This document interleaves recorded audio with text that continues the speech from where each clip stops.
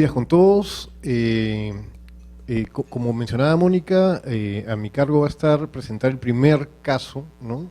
Que es en el cual la Corte ha declarado aparentemente, y digo aparentemente porque como vamos a ver en muchas de las sentencias que vamos a comentar hoy, ha habido una reacción, quizás en algunos casos una sobrereacción, incluso de los medios, ¿no?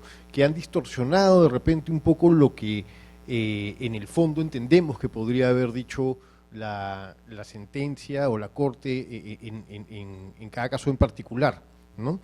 Y en este caso en específico se trata de una sentencia a través de la cual se declara que existió responsabilidad o que existiría responsabilidad solidaria entre empresas que mantienen una vinculación comercial.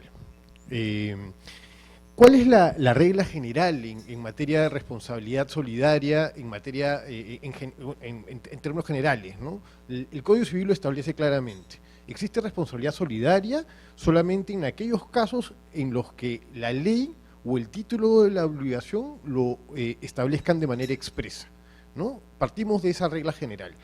Solamente en aquellos casos en los cuales la ley o el título de la obligación, en este caso por ejemplo un contrato, ¿no? Establezca la solidaridad entre las partes respecto de una materia determinada. A lo largo de los años, digamos, en materia laboral, aplicó el mismo principio, ¿no? Solamente en aquellos casos en los que exista realmente pues una ley que establezca la solidaridad entre las empresas o una obligación que emana pues, de un acuerdo entre las partes, existiría esta responsabilidad solidaria.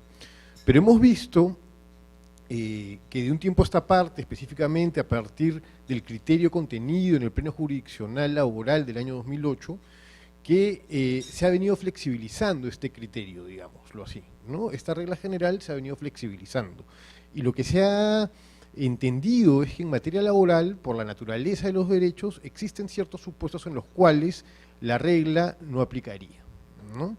Y específicamente el Pleno Jurisdiccional del año 2008 lo estableció así para aquellos casos en los cuales se determinaba la existencia de un grupo empresarial, ¿no?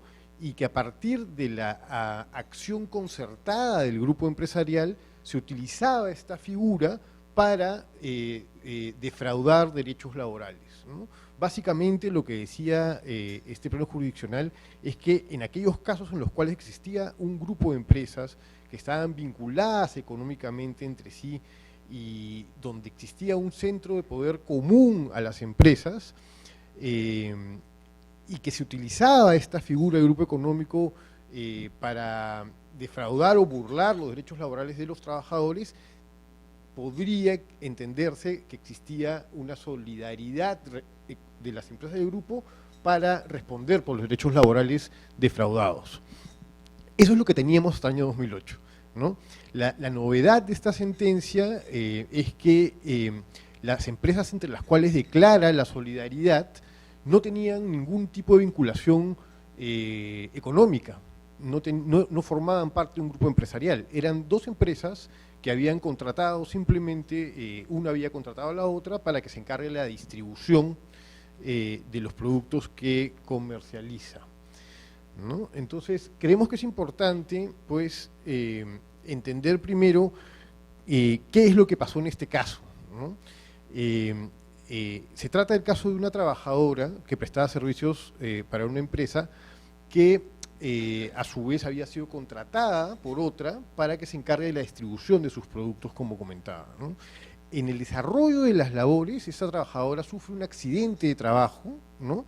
Y implicó este accidente que se le tengan que amputar 2 dedos, ¿no? Entonces, en realidad, este caso gira en torno, en torno a la problemática que significa justamente las normas de seguridad y salud en el trabajo aplicadas, ¿no? A una relación comercial existente entre dos empresas, ¿no? Digámoslo así, esta era una suerte de tercerización, un outsourcing propiamente, ¿no? Porque sabemos que la ley de tercerización vigente aplica solamente en aquellos casos en los cuales existe un desplazamiento continuo de personal a las instalaciones de la empresa que contrata a otra empresa para que le brinde un determinado servicio, ¿no? En este caso, lo que entendemos que había sucedido es que no existía este desplazamiento continuo de personal de la empresa contratada a la empresa contratante, sino que era una actividad de distribución y en realidad los trabajadores de la empresa que prestaba el servicio realizaba este servicio fuera de las instalaciones de la empresa principal, llamémoslo así.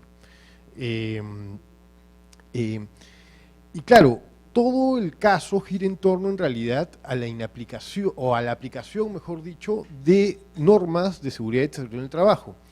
Porque existe una norma laboral, una norma, mejor dicho, de seguridad y salud en el trabajo, que establece que existe responsabilidad solidaria en aquellos casos en los cuales un trabajador de la empresa contratada, digamos, ¿no? Digámoslo así, un trabajador de la empresa contratada sufre un accidente de trabajo y la empresa empleadora, la empleadora propiamente, no cumplió con sus obligaciones de seguridad y salud en el trabajo. Y la empresa que contrató a esta otra empresa que desplazaba a su personal no cumplió con su obligación contenida en la Ley de Seguridad y Salud en el Trabajo de verificar que esta empresa cumpliera con los estándares que la propia ley establece, ¿no? Es decir, reformulándolo, la empresa que había sido contratada para prestar los servicios no cumplió con sus obligaciones en materia de seguridad y salud en el trabajo. En el caso, se determina que esta empresa no había capacitado adecuadamente a esta señorita para que realice sus labores, ¿no? Y no le había otorgado los elementos de protección personal adecuados para la realización de las labores. La empresa principal, ¿no? La empresa que había contratado el servicio, no había verificado que la empresa a la que había contratado cumpliera con sus obligaciones en materia de seguridad en el trabajo. Esta obligación es clave, y esta obligación existe en las normas de seguridad y salud en el trabajo, pero existe para aquellas empresas, para aquellas situaciones en las cuales existe un desplazamiento continuo de los trabajadores de la empresa contratada a las instalaciones de la empresa contratante, ¿correcto? Lo especial de este caso, digámoslo así, es que en este caso no había ese desplazamiento continuo, ¿no? Entonces, la sala, un poco para justificar el porqué de la extensión o de la aplicación extensiva de esta norma a un supuesto que en realidad no correspondería, ¿no? Termina señalando que se ha determinado a lo largo del proceso que la empresa que había contratado el servicio también dirigía y fiscalizaba de alguna manera y coordinaba, ¿no? Las labores de los trabajadores de la empresa a la que había contratado, ¿no?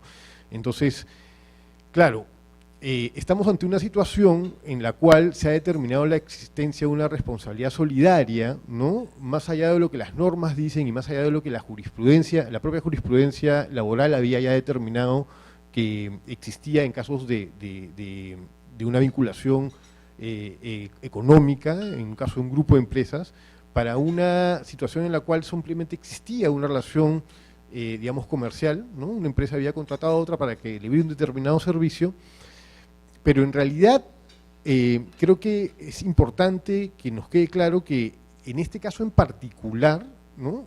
Se ha jalado, digamos, un supuesto contenido en una norma de seguridad y salud en el trabajo, que es la obligación de vigilancia que tiene la empresa principal respecto de las empresas contratistas, ¿no?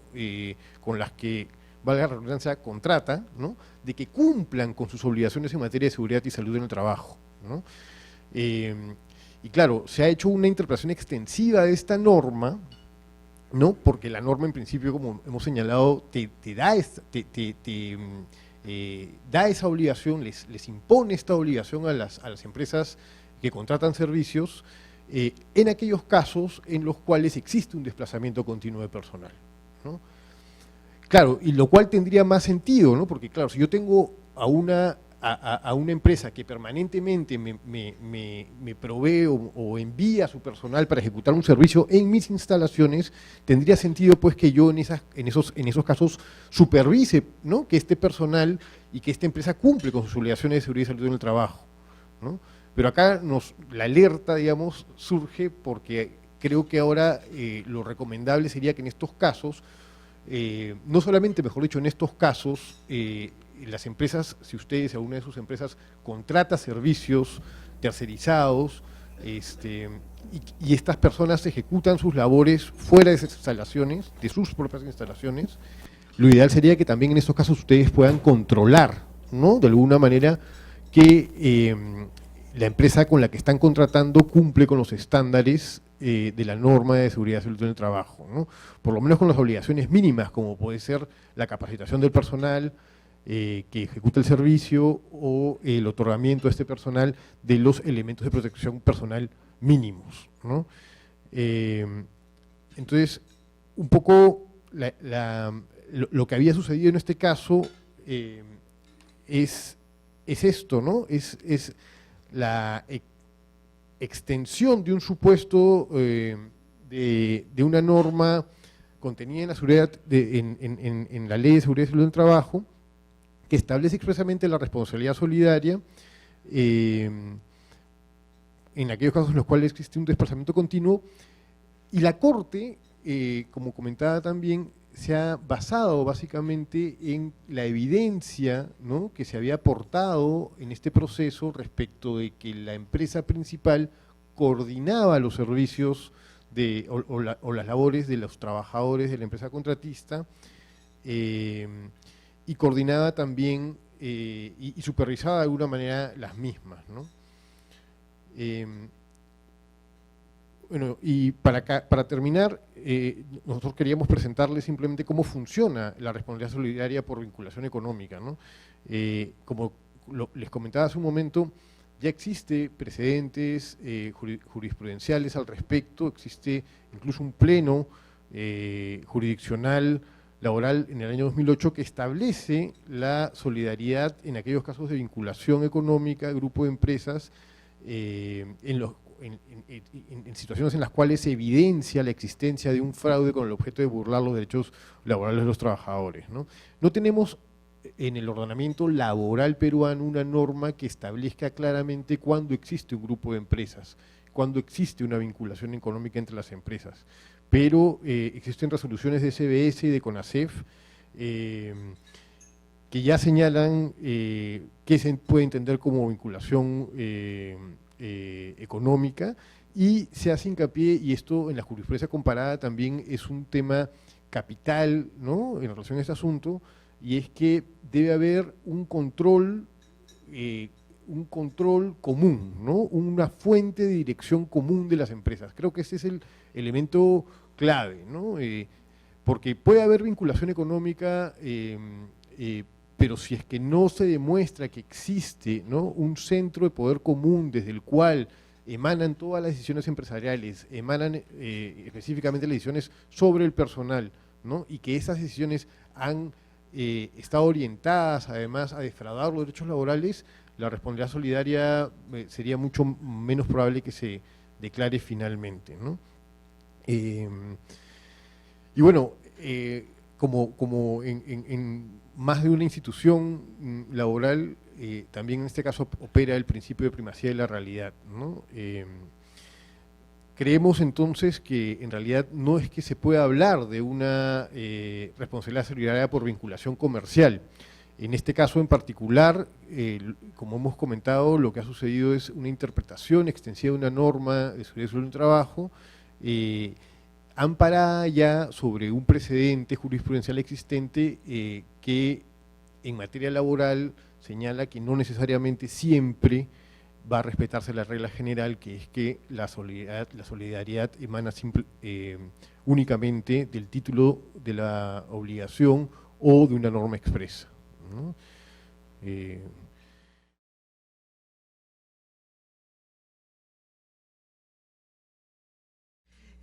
Bueno, todos hemos, creo, visto en los periódicos, en la televisión, acerca de esta controvertida sentencia de la Corte Suprema que supuestamente habilitaría la posibilidad de que los empleadores dispusiesen de manera unilateral la reducción de remuneraciones de sus trabajadores, ¿no?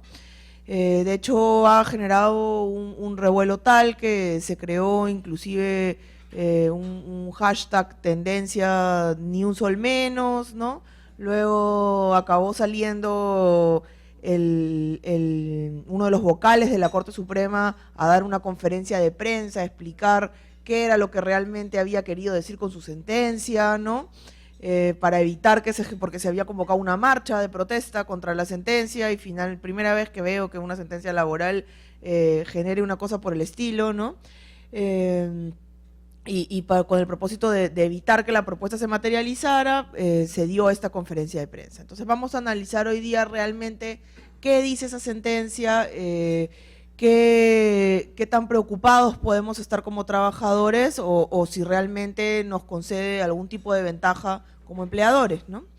La sentencia básicamente establece que hay dos posibilidades de supuestos en los cuales se puede reducir la remuneración de los trabajadores. El primer supuesto es el que ya nosotros conocemos, ¿no? Y que tal vez hemos tenido oportunidad de aplicar en nuestras empresas en alguna situación, que es el del acuerdo, ¿no? El empleador y el trabajador suscriben un acuerdo en función del cual se señala que en lugar de pasar a ganar, no sé, 5.000, el trabajador va a ganar 4.500, ¿no? Ese acuerdo es válido en aplicación de una ley muy antigua, fíjense, es tan antigua que tiene 4 numeritos en lugar de tener 5, ¿no? Y es una norma que pese a su antigüedad se mantiene vigente.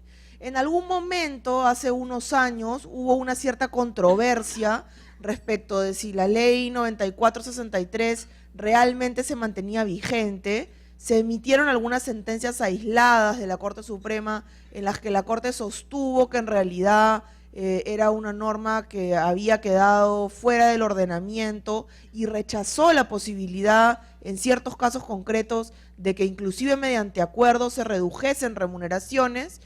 Sin embargo, es algo que no generó tendencia jurisprudencial y que finalmente ha sido superado, y creo que ya ha quedado claro con esta sentencia que la norma sí está vigente y sí es posible reducir las remuneraciones de los trabajadores mediante acuerdo, ¿no? Una cosa más o menos nueva, ¿no?, que ya se veía en algunas sentencias de distintos órganos jurisdiccionales, es que la jurisprudencia está exigiendo un requisito adicional que no está contemplado en la ley, que es este de aquí, ¿no? Que no solamente se requiere acuerdo, sino que se requiere una causa objetiva explicitada en el acuerdo que justifique la reducción. Es decir, no bastaría con que las partes celebremos un documento en el cual, digamos, ya no vas a ganar 5.000, sino que vas a ganar 4.500, sino que tenemos que explicar a qué se debe esa reducción, y esa explicación tiene que ser una explicación, pues, obviamente razonable, ¿no? Este es un requisito que no proviene de la ley, que está estableciendo la jurisprudencia, y que creo que es importante que tengamos en cuenta en la oportunidad en la cual nos toque elaborar este tipo de acuerdos que en realidad no son tan extraños en el mercado local, ¿no? La segunda posibilidad, ¿no?, que ha señalado la Corte, que es la que ha causado este revuelo, dice, se puede también reducir remuneraciones de manera unilateral, ¿no? Y entonces obviamente todo el mundo se preocupa porque dicen, ¿cómo puede ser que mi empleador pueda decidir unilateralmente que yo ya no voy a ganar 5.000, sino que voy a ganar 4.500, ¿no? Eso no tiene sentido, ¿no? Y esta es en realidad, posibilidad que ya nos había adelantado el Tribunal Constitucional en una sentencia anterior referida al caso de la reforma magisterial, ¿no? La ley de reforma magisterial ha establecido la posibilidad de que en el marco de esta reforma los profesores que trabajan para el Estado eventualmente vean modificados sus ingresos por una decisión del Poder Ejecutivo sin la participación de los docentes, ¿no? Frente a esa situación se presentó una acción de inconstitucionalidad y el Tribunal Constitucional dijo que era válido, ¿no? Entonces, este es el primer antecedente que tenemos respecto a la posibilidad de que unilateralmente se reduzcan las remuneraciones de los trabajadores. Pero el tribunal se cuidó de señalar de que esto tenía que ser una situación pues extraordinaria, ¿no? Y que había pues una ponderación de bienes jurídicos en los cuales, si bien el trabajador tenía derecho a mantener su remuneración, por el otro lado había un bien jurídico superior que era la reforma educativa en el Perú, ¿no? Y que ese bien jurídico superior tenía que priorizarse por encima del derecho del trabajador de mantener el monto de su remuneración, ¿no? Extrapolado eso al sector privado, ¿no? Nos trae una exigencia que también tiene que ser una exigencia bastante estricta, ¿no? Respecto a cuándo vamos a poder reducir unilateralmente remuneraciones de nuestros trabajadores. Y la Corte ha dicho que serían supuestos en los cuales sea necesaria esa reducción para garantizar la estabilidad y el equilibrio económico de la empresa, ¿no? Es decir, y de hecho la sentencia que da lugar a este pronunciamiento es una situación en la cual teníamos una empresa que estaba en un proceso de disolución y liquidación, que entiendo que finalmente no se liquidó, que modificó ese proceso, ¿no? Pero que tenía una situación de crisis tal que aparentemente la empresa pues iba a desaparecer, lo que significaba la eliminación de todos los puestos de trabajo, ¿no? Entonces, en lugar de que seamos 200 personas que perdamos nuestro empleo, bueno, que seamos 200 personas que pasemos a ganar 500 soles menos, ¿no? Esa es un poco la lógica de la sentencia. Pero, como ustedes comprenderán, pues son situaciones extraordinarias en las que la empresa realmente va a tener que estar en posibilidad de acreditar que esa medida era necesaria e indispensable para mantener la continuidad de la empresa en el mercado y evitar la desaparición de puestos de trabajo. No es algo que yo voy a poder hacer porque, por ejemplo, no sé, si tengo una situación económica financiera en mi empresa y de repente veo que puede ser que el próximo año tenga menos utilidades o comience a tener un poquito de pérdida, entonces, ya aprovecho y hago un recorte salarial para evitar la pérdida o evitar la disminución de mis utilidades, ¿no? O sea, no es ese tipo de situación económica, tiene que ser una situación grave. Imagínense ustedes cuál sería una situación, por ejemplo, que los habilitaría a hacer un cese colectivo por razones económicas, ¿no? Y yo creo que tendríamos que usar un criterio equivalente, ¿no? Tengo que estar en una situación tan grave que supuestamente me habilite a hacer un cese colectivo. Digo supuestamente porque sabemos que finalmente el Ministerio de Trabajo nunca me va a autorizar el cese colectivo, ¿no? Para yo en ese escenario poder ir a una reducción unilateral de remuneraciones. Inclusive he visto en los medios a raíz de este pronunciamiento que se han empezado a hacer discusiones, algunos abogados de trabajadores han señalado que efectivamente sería posible esta reducción unilateral, pero que tendría que darse en el marco de un procedimiento de cese colectivo como medida para evitar el cese. El procedimiento de cese colectivo incluye un momento, una vez que yo ingreso el expediente al Ministerio de Trabajo, en el cual la empresa tiene que sentarse a negociar con representantes de los trabajadores y en conjunto pensar medidas destinadas a evitar la reducción de personal o a reducir esa reducción de personal, valga la redundancia, ¿no? Y entonces estos abogados de trabajadores han señalado, bueno, sería esa circunstancia en la que se habilitaría la reducción unilateral, ¿no? Que creo que es inclusive más estricto que lo que yo les estoy diciendo de tener una situación económica sumamente grave, ¿no? Cuando eso ocurra, ¿no? Nos dice la Corte Suprema, esa reducción unilateral no va a ser considerada un acto de hostilidad porque no se va a considerar una reducción inmotivada, sino que va a ser motivada y bueno, obviamente, como ya les he mencionado, se trataría pues de una medida extraordinaria, ¿no? Entonces yo creo que el mensaje que nos tenemos que llevar de aquí hoy día es que sí se puede hacer una reducción bilateral mediante acuerdo, que nos han colocado un requisito adicional, que es que sustentemos el acuerdo, ¿no? Que le pongamos una causa objetiva a nuestro acuerdo, y que si bien existe una posibilidad marginal de hacer una reducción unilateral de remuneraciones, no es un supuesto al que vamos a poder recurrir de manera fácil, y que tenemos que estar en una situación de crisis realmente extraordinaria para poder hablar de una reducción válida. Brevemente, ¿no? Para que conozcan un poco los hechos del caso que ha dado lugar a esta sentencia, ¿no? Básicamente se trataba de un trabajador que había tenido una reducción hacía 10 años, la reducción había sido temporal, solamente había durado 2 años, y entonces la Corte dice, yo no sé exactamente qué es lo que ha pasado, esto ha sido algo que ha ocurrido hace mucho tiempo, pero creo que existen 2 posibilidades. La primera posibilidad es que este señor sí haya aceptado la reducción de manera mediante acuerdo, y en ese caso la reducción habría sido válida, ¿no? Y yo creo que ese acuerdo puede haber existido, porque me parece raro que esta persona haya esperado 10 años para presentar una queja. Entonces me da la impresión que sí hubo un acuerdo, ¿no? Tengo un indicio.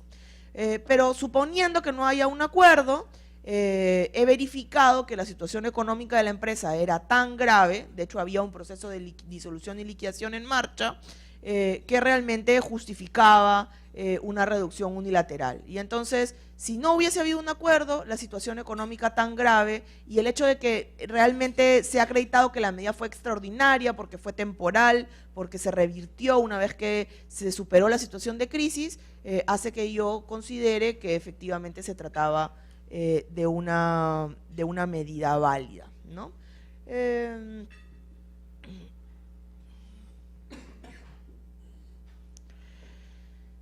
Bueno, entonces, tenemos digamos, la evolución de la jurisprudencia en esta materia, ¿no? En primer lugar, teníamos una etapa en la que se nos exigía simplemente un acuerdo, sin ninguna causalidad. Hemos pasado una segunda etapa en la que se discutió la aparente derogación de la ley 9463, que ha sido superada, y hoy día ya tenemos esta tercera etapa en la que se han establecido pues estos 2 criterios de los que hemos hablado el día de hoy, ¿no? Respecto al asunto de la reducción bilateral, ¿no? Yo les he señalado que debería ser una reducción causada, ¿no? Y entonces la Corte no nos ha dicho cuáles serían esas causas objetivas con las cuales yo podría justificar un acuerdo de reducción de remuneraciones, ¿no? Nos hemos puesto a pensar un poco cuáles podrían ser esas causas, hemos identificado estos 4 ejemplos, ¿no? En primer lugar, la posibilidad de que efectivamente la empresa ingrese en una situación de crisis económica, pero que la crisis no sea tan grave todavía, y entonces preventivamente acordemos una reducción, ¿no? Eso podría ser una situación que justifique un acuerdo de reducción de remuneraciones. Lo segundo podría ser una reducción de la jornada, ¿no? Un trabajador que eventualmente solicita trabajar menos horas y por lo tanto voy a aparejar a esa reducción de la jornada una reducción proporcional de la remuneración. Lo siguiente sería una rebaja de categoría, ¿no? Por ejemplo, que un trabajador tenía un puesto de jefatura y ahora va a pasar a tener un puesto ordinario. El trabajador tiene que haber aceptado esa reducción de categoría. La reducción de categoría no puede ser tampoco unilateral. Y entonces en ese escenario parecería razonable hacer una reducción de remuneraciones, ¿no? Y el cuarto caso en el que hemos pensado sería una modificación de la estructura salarial en su conjunto, ¿no? Yo reduzco un beneficio, pero en contrapartida incremento otro o genero una forma diferente de establecer el cálculo de remuneraciones de mi trabajador, ¿no? Entonces eso también podría ser una situación que justifique una reducción. Eventualmente pueden haber otros casos, estos son en los que hemos pensado en base a nuestra experiencia, pero bueno, la realidad siempre nos sorprende, ¿no? Y pueden haber otras situaciones que ameriten un acuerdo de esta naturaleza. Tendríamos que hacer un análisis caso por caso para para llegar a una conclusión, ¿no? Para finalizar este punto, ¿no?, recordarles que la Corte Suprema, como les mencionaba, ha sacado un comunicado en el cual ha quedado claro que efectivamente esta posibilidad de reducir unilateralmente las remuneraciones es una medida extraordinaria, que se ha aceptado en este caso concreto, pero que no es un criterio general que los empleadores puedan adoptar indiscriminadamente. Entonces, yo como consejo, ¿no?, lo que les diría es, cuando tengan que hacer un acuerdo, una reducción de remuneraciones, siempre privilegien el acuerdo, ¿no?, para evitar posteriores contingencias.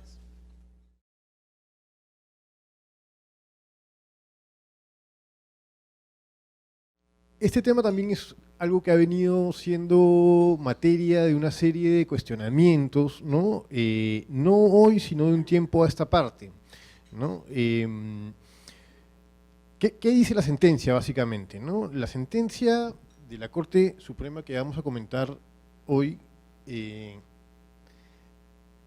señala que cuando existe una relación laboral exclusiva de confianza, es decir, cuando un trabajador ha sido contratado directamente para ocupar un cargo de confianza, ¿no?, no habiendo ocupado anteriormente un cargo en la empresa que no sea un cargo de confianza, ¿no?, el retiro de confianza significa la existencia de una causa subjetiva que habilitaría la extinción del contrato de trabajo, y que en este supuesto el trabajador de confianza no tendría derecho a reparación de ningún tipo, no tendría derecho específicamente al pago de la indemnización por despido arbitrario, ¿no?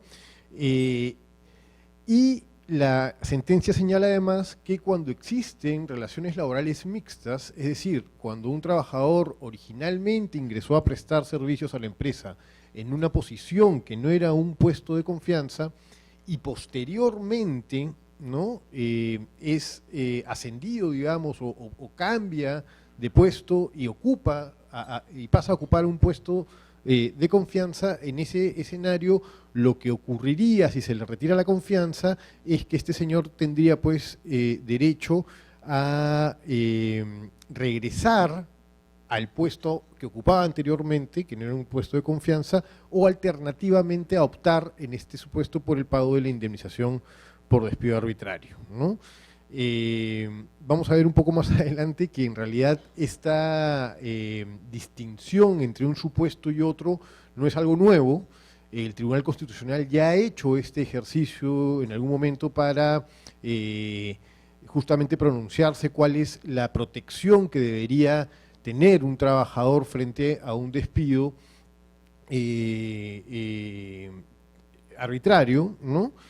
Y en el marco de esa jurisprudencia del Tribunal Constitucional se desmenuzó, por decirlo así, o se interpretó, ¿no?, el texto del artículo 27 de la Constitución, ¿no?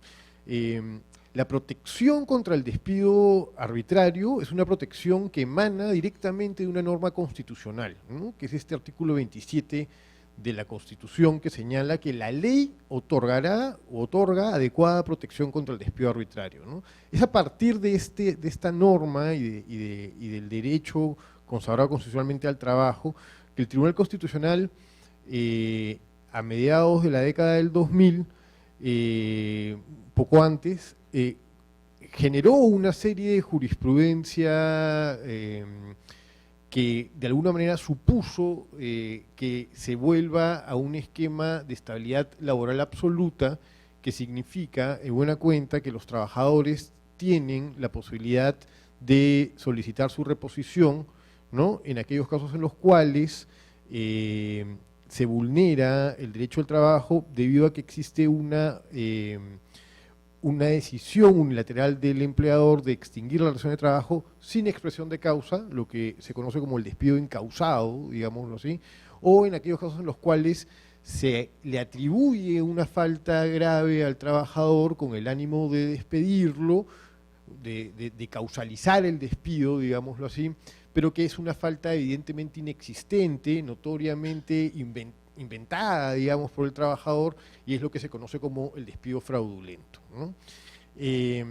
Este artículo de la Constitución lo que básicamente señala es que la ley deberá de disponer cuál es esta adecuada protección contra el despido arbitrario, ¿no? Porque podemos observar que el artículo 27 de la Constitución no desarrolla exactamente qué entiende o qué se debe entender por adecuada protección, simplemente señala que la ley va a otorgar una adecuada protección, ¿no? Entonces, la ley efectivamente, cuando se promulgó, estableció dos tipos de tutela, digamos, una tutela restitutoria y una tutela resarcitoria, ¿no?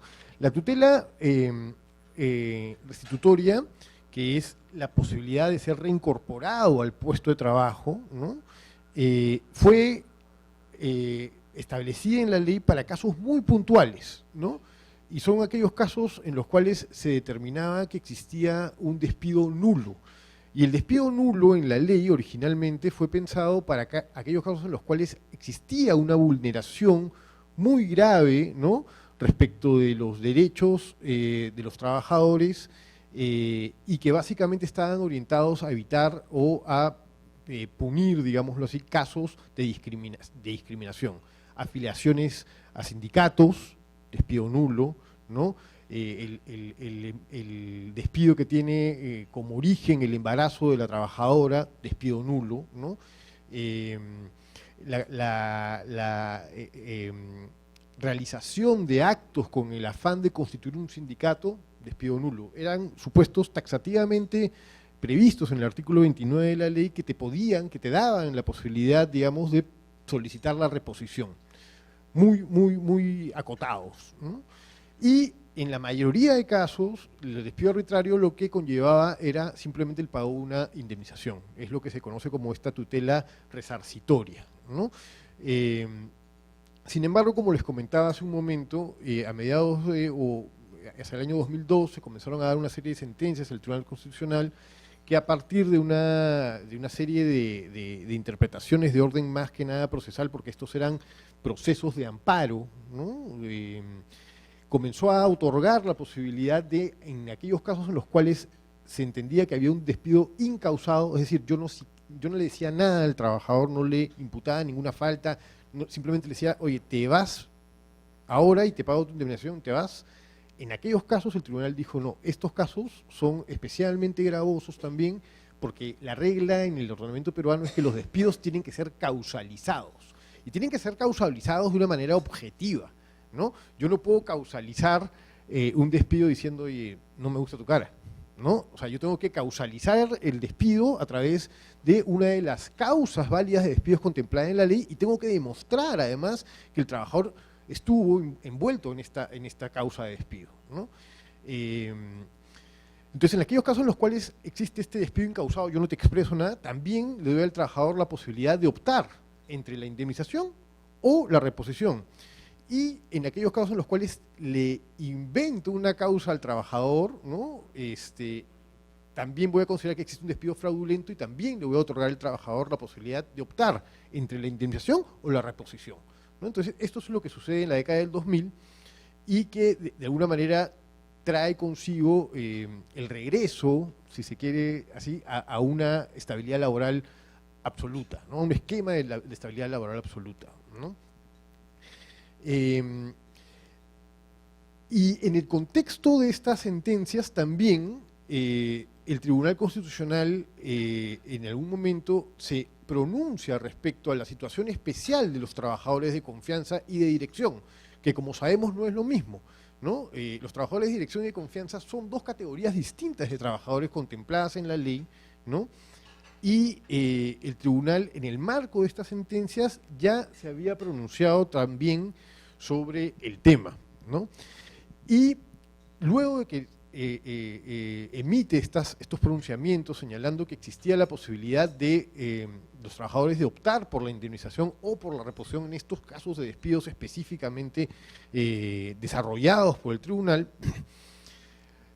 sostiene lo siguiente, ¿no? Y dice, en aquellos casos en los cuales se trate del despido de un trabajador de confianza o de dirección, ¿no?, el retiro de confianza, para mí, es una causa subjetiva de extinción de la relación de trabajo, y en estos casos los trabajadores no van a tener la opción de optar entre la indemnización o la reposición, por lo especial del cargo y por la envergadura de la relación que puede tener un trabajador de confianza con la empresa, ¿no? En estos casos a los trabajadores de confianza simplemente les voy a dar la opción de la indemnización. Entonces, un poco que retrocede un poco de lo que ya había dicho, ¿no? Respecto a lo que había dicho, y se sostiene que para los casos de trabajadores de confianza o dirección solamente va a quedar la tutela resarcitoria, ¿no? Que es la indemnización, ¿no? Y es acá, en estas sentencias, donde vemos por primera vez esta diferenciación esta diferenciación respecto de los trabajadores que originalmente ocuparon un puesto de confianza, ¿no? Desde el inicio de la relación laboral, de aquellos que han ascendido en la carrera o en la empresa y han pasado de un puesto ordinario a un puesto de confianza, ¿no? Entonces el tribunal en este momento dice, oye, está bien, yo les voy a vedar a los trabajadores de confianza la posibilidad de que pidan su reposición, ¿no? Les queda solamente la indemnización, pero en aquellos casos en los cuales hayan existido trabajadores que ocuparon originalmente un cargo que no era de confianza, les voy a dar la posibilidad de no de optar por la reposición, pero al puesto anterior, ¿no? Un poco la lógica que se había entendido en esos días era que, claro, el empleador podría utilizar este ascenso, ¿no? de una categoría a otra para evitar la posibilidad de que el trabajador pueda ser repuesto, ¿no? Entonces, el tribunal un poco que retrocede y analiza este escenario y pone las cosas en estos términos, ¿no? Entonces, lo que teníamos hasta antes de la sentencia que ha salido hace poco de la Corte Suprema es que el Tribunal Constitucional ya había señalado que el retiro de confianza es una causa subjetiva de extinción de la relación laboral y que por tanto es una causa inconstitucional, digámoslo así, de extinción de la relación laboral y conlleva el pago de la indemnización, más no la posibilidad de que los trabajadores pidan la reposición, salvo en aquellos casos en los cuales existía o el trabajador había ocupado anteriormente un cargo que no era de confianza, ¿no? Entonces, la sentencia que estamos comentando, sin duda es una sentencia sorprendente, ¿no? Porque además de no dar ningún solo argumento realmente legal, ¿no? De por qué es que en estos casos el retiro de confianza, y además, dicho sea de paso, la Corte reconoce que es una causa subjetiva de extinción de la relación laboral, ¿no? En estos casos en los cuales existe una decisión subjetiva del trabajador, la pérdida de confianza, para la extinción del contrato de trabajo, no corresponde el pago por lo menos de la indemnización, ¿no? O sea, no corresponde ningún tipo de tutela, ¿no? Ni resarcitoria ni restitutoria respecto de este trabajador, ¿no? Y no solamente eso, sino que no solamente no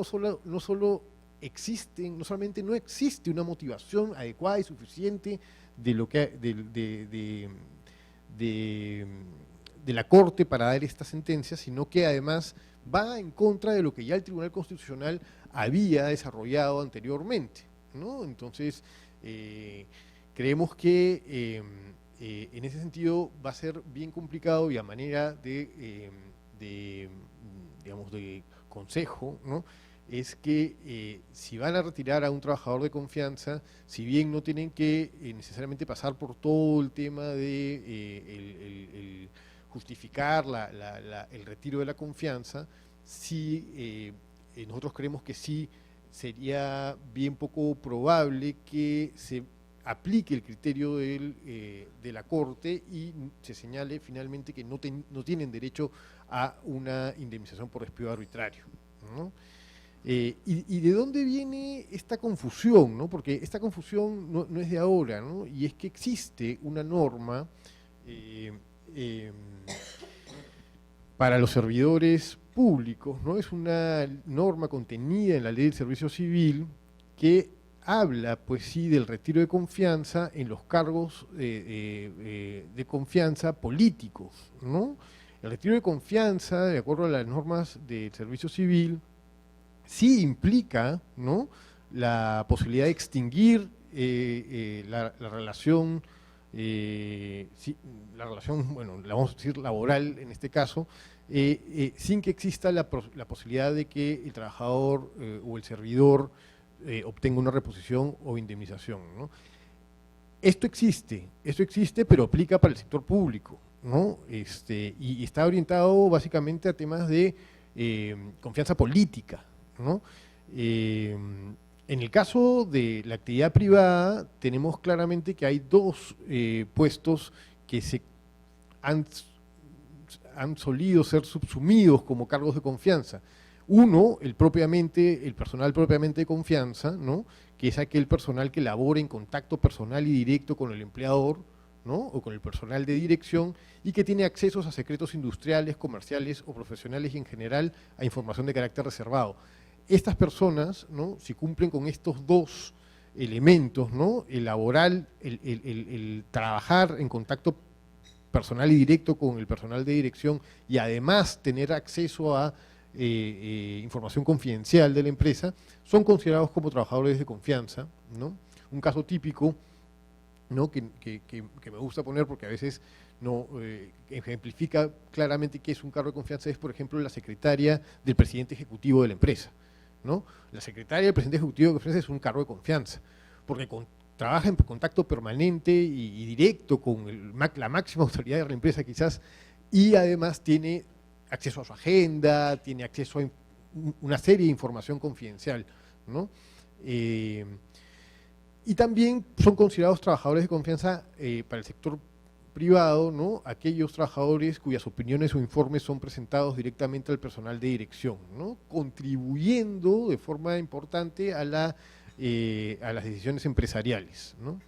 Y de otro lado, también tenemos a los trabajadores de dirección, que los trabajadores de dirección son básicamente los gerentes de primera línea, ¿no?, los gerentes de primera línea que ejercen la representación legal o general del empleador frente a otros trabajadores o terceros, ¿no?, que comparten las funciones de administración y control o de cuya actividad o grado de responsabilidad depende del resultado de la actividad empresarial, ¿no? Son básicamente los gerentes, los vicepresidentes corporativos, pero estamos hablando ya de cargos de mayor envergadura, ¿no? En las sentencias del Tribunal Constitucional que yo les comentaba, se habla de trabajadores de confianza, pero se entiende y se ha entendido siempre que estamos frente a ambas categorías, ¿no?, a los trabajadores de confianza y a los trabajadores de dirección, ¿no? Nosotros creemos también que para este tipo de situaciones especiales de trabajadores de dirección o de confianza, existe siempre pues nosotros recomendamos que se entienda que estas personas, como cualquier otro trabajador, desde la Constitución tiene también algún tipo de protección contra el despido arbitrario, y lo más recomendable en estos casos sería que se pague pues una indemnización por despido arbitrario, porque creemos que esto va a ser cuestionado si es que no se hace, y ahí hay que agregar costos de abogados, se va a un proceso laboral que finalmente, si es que llega a terminar en la Suprema, para que se adopte este criterio que hemos estado comentando, pues va a pasar mucho tiempo y se va a gastar mucho dinero, ¿no? Entonces, eso era un poco lo que... Y si es que se repite, efectivamente, porque consideramos que esta sentencia, como les comentaba hace un momento, no está bien motivada, ¿no? ¿Qué es lo que nos ha dicho recientemente la Corte Suprema sobre el cese de trabajadores en periodo de prueba? Ha habido una sentencia que es esta última que hemos visto comentada en los medios, pero hay una sentencia anterior que yo creo que en realidad es más preocupante, sobre la cual también me voy a referir más adelante, ¿no? En este caso, lo que nosotros hemos podido ver en la difusión mediática es que teníamos un trabajador que estaba en periodo de prueba, al trabajador se le cesa durante el periodo de prueba y la Corte ordena la reposición, ¿no? Entonces la gente obviamente no entiende qué cosa está pasando, ¿no? pero el caso es un caso un poco particular.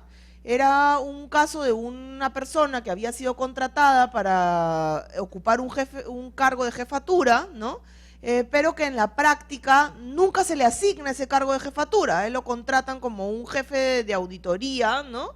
Y cuando entra a trabajar no se desempeña como jefe de auditoría, sino que es un auditor nivel X, ¿no? Entonces, como él en su contrato como jefe de auditoría tenía una ampliación del periodo de prueba de 12 meses, porque era considerado un cargo de dirección, ¿no?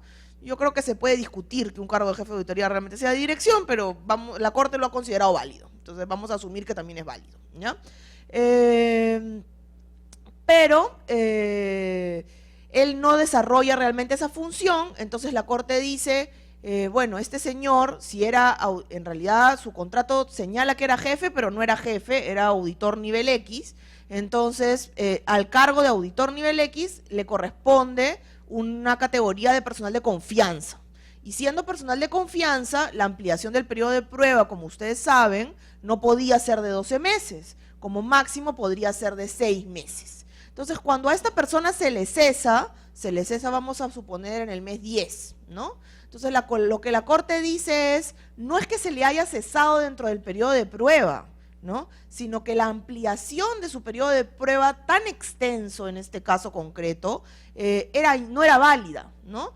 Porque como máximo pudo haber durado 6 meses. Entonces, como ya había superado el periodo de prueba, el señor había alcanzado protección contra el despido arbitrario y por lo tanto, en la eventualidad en la que se produjese su cese, correspondía que él pudiese acceder a una tutela pues, indemnizatoria o restitutoria, dependiendo de lo que haya sido elegido por el trabajador. Llama la atención, de hecho en la sentencia, que la Corte admita que el trabajador era un trabajador de confianza y pese a eso ordene la reposición, ¿no? Porque como ha señalado Luis Miguel, teóricamente, según la jurisprudencia además consistente de la Judicatura Laboral y Constitucional, la reposición no le corresponde a los trabajadores de confianza que siempre han sido confianza, pero es un tema que en realidad no se discute en la sentencia, o sea, da la impresión que simplemente se les hubiera pasado, ¿no? Entonces yo creo que tenemos que ser un poco ponderados al momento de analizar esta sentencia y creo que hay varios aspectos en los que la Corte realmente tenía razón, pues, ¿no? Si yo tengo una persona en la cual le hago una ampliación del periodo de prueba por encima de lo que la ley me permite, esa ampliación es inválida. Entonces, si yo quiero hacer un cese durante el periodo ampliado, como el periodo ampliado no se considera válido, obviamente mi cese no va a estar amparado por el despido libre que existe durante el periodo de prueba. Entonces yo creo que aquí en realidad no hay mayor novedad, ¿no?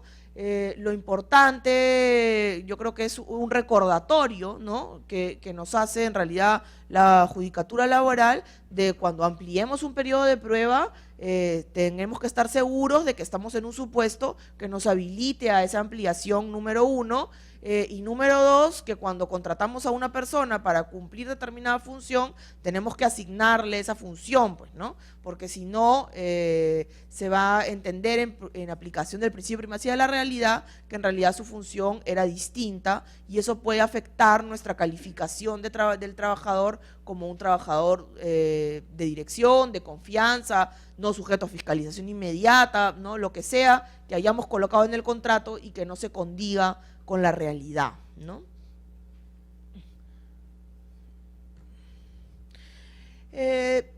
Una cosa adicional de la sentencia, ¿no? Que no afecta a la parte resolutiva, es que la Corte Suprema, bueno, ya quiere ir un poco más allá, ¿no? Se inspira y entonces comienza a explicarnos para qué sirve el periodo de prueba, ¿no? Nos dice, el periodo de prueba es un periodo en el cual tiene que haber una adecuada evaluación y yo creo que hay 3 cosas que tienen ustedes que evaluar, ¿no? La capacidad para afrontar, del trabajador para afrontar cambios tecnológicos, el grado de iniciativa para resolver situaciones imprevistas, o las relaciones cordiales con el personal o los clientes, ¿no? Es decir, la Corte Suprema nos exhorta a que no sea que yo hoy día me levanté de mi cama, ofuscado, me crucé con el trabajador que estaba en periodo de prueba y le digo, ¿sabes qué? No me ha gustado tu peinado, así que te me vas, ¿no? Sino que hagamos una verdadera evaluación, ¿no? Sin embargo, la Corte simplemente dice, oye, el periodo de prueba sirve para esto, pero no nos asigna una consecuencia a cuando no cumplamos esa finalidad del periodo de prueba. O sea, la Corte en ningún momento dice, y si tú no haces esta buena evaluación, entonces yo voy a considerar que no has usado bien el periodo de prueba, voy a considerar que el trabajador merece una indemnización, que el trabajador merece ser repuesto, que el trabajador merece un nuevo periodo de prueba, a ver si funciona o no funciona dentro de la empresa. No hay una consecuencia, ¿no? Es una parte, digamos, exhortativa de la sentencia que nos llama a desarrollar nuestras relaciones laborales un poco de conformidad con el espíritu de la ley, pero no queda claro qué va a pasar si no lo hacemos, ¿no? Y eso a mí me hizo recordar esta otra sentencia de la que yo les hacía mención, que salió hace algunos meses, ¿no? Y que era de una trabajadora que renuncia a su empleo, ¿no? A un empleo en el que ya tenía varios años y como consecuencia de una nueva oferta de trabajo. Entonces ella entra a trabajar a esta nueva empresa, está en el periodo de prueba, 2 meses, 14 días, y el empleador le dice, lo siento, pero no, esto no va, ¿no? Y en el caso no se hace una evaluación, o sea, no hay un informe del jefe inmediato en el que explique por qué el trabajador no ha superado el periodo de prueba, si se le tomaron pruebas, si hubo una queja de un cliente, no se explica nada, ¿no? Como en realidad debe ser en estricto el periodo de prueba, porque supuestamente la ley no me exige que yo motive un cese por periodo de prueba. Entonces, yo creo que la empresa en este caso se condujo de una manera razonable. Sin embargo, la trabajadora se consiguió un abogado creativo que le presentó una demanda de indemnización por daños y perjuicios por daño moral, y el abogado creativo tuvo éxito, ¿no? Y la Corte Suprema le dijo, sí, pues no, a usted le han hecho renunciar de su empleo, le han truncado su expectativa de carrera, si bien no le toca una indemnización por despido, le vamos a dar una indemnización, ¿no? Ahora, la trabajadora había pedido 566.498 soles con 76 centavos, no sé cómo había llegado ese monto, ¿no? Y la Corte le da solamente 25.000 soles, ¿no? Igual, yo creo que para una persona que ha trabajado 2 meses, 25.000 soles tampoco es, pues, un sencillo, ¿no? Pero es un monto bastante menor al de la pretensión inicial, ¿no? No llega a ser ni 10%, ¿no? Entonces, y esta sentencia es una sentencia que a mí realmente me preocupa, ¿no? Porque afecta esta posibilidad del despido libre durante el periodo de prueba. Y entonces yo me comienzo a preocupar y digo, bueno, eso quiere decir que cuando yo contrate nuevos trabajadores me tengo que buscar uno que esté desempleado, pues no, porque si me busco a alguien que esté trabajando, me lo jalo de otra empresa y luego resulta que no me funciona y lo ceso durante el periodo de prueba, de repente me voy a ver obligado a pagar 25.000 o 50.000 soles, no sé, dependiendo de repente de la categoría del trabajador, me imagino que la indemnización irá subiendo, ¿no?